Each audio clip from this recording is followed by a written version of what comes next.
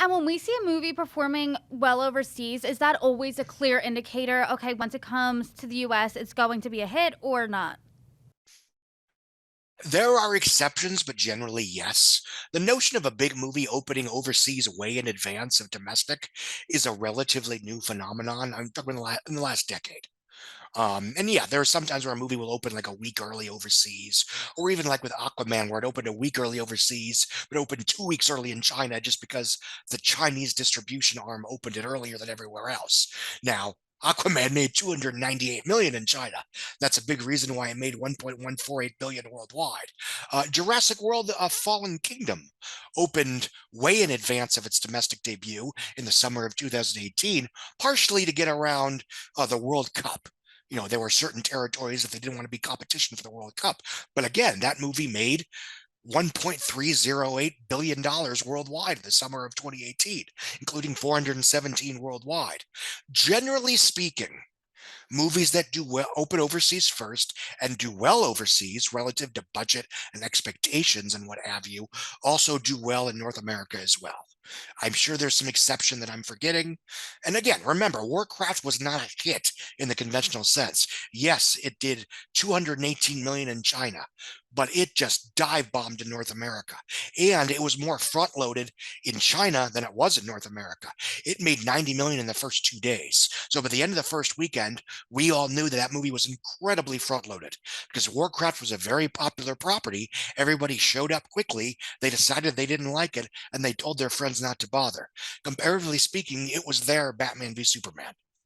Um, On a smaller scale of that, do you think we saw that with Don't Worry Darling this past weekend?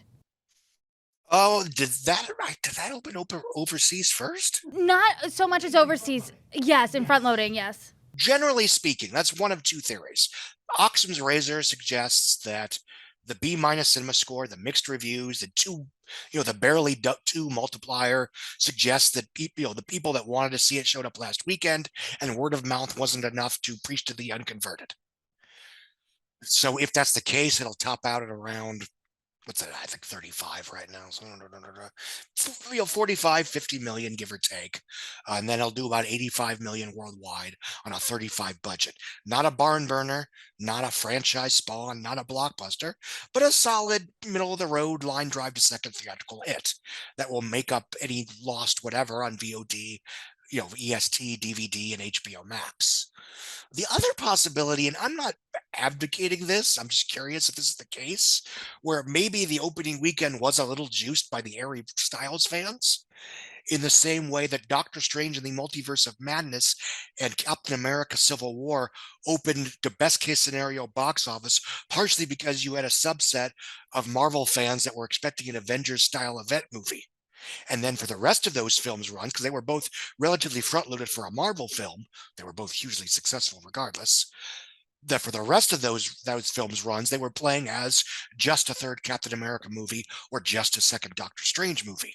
Now, if that's the case, and Don't Worry Darling plays just as a Florence Pugh, Harry Styles, Chris Pine R-rated erotic thriller in the vein of A Simple Favor and the Girl in the Train, then we might see some leveling out over the next few weeks.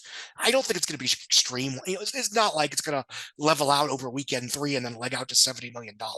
I'm not talking about that. I'm just saying if it sticks around because it's now playing to those who just want what it has to offer, regardless of the Harry Styles factor. And again, I don't want to overinflate his the credit he gets for the opening weekend because I don't want to. I think there is a tendency in the media to latch onto an SEO friendly reason for a film doing well or poorly when usually it's more complicated than that. For example, bros bond because straight people didn't show up. That may not be true, but it's a very SEO friendly clickbait quote that you can put in a headline without really interrogating it.